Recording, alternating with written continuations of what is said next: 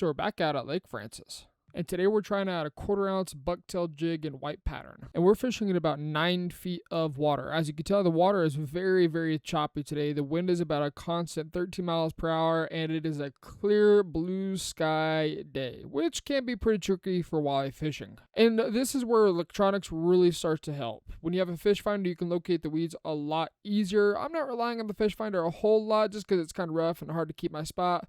So what we're doing is we're just casting in front of us about a half circle, just trying to find weeds. If you feel a snag, that's a pretty good sign that you're on the right spot, especially when you pull up your hook, you see a weed on your hook.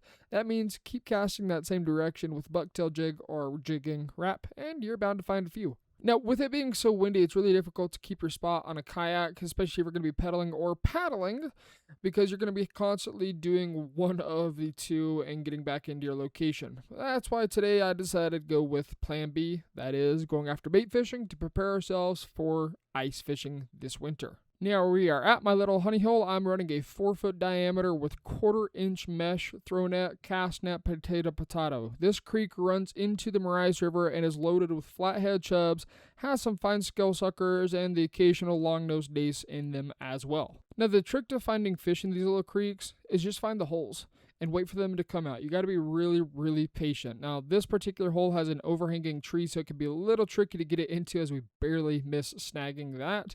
But just be patient for them to come out. Now, avoiding the tree, we're going to go ahead and just get right on top of a little school that's kind of hanging out in here and manage to land about 7 or 8 right off of our first throw on top of them. That's the name of the game. Be patient, wait for them to school up, and throw the net right on top of them. We let that big one go, and we got the bait ready for ice fishing.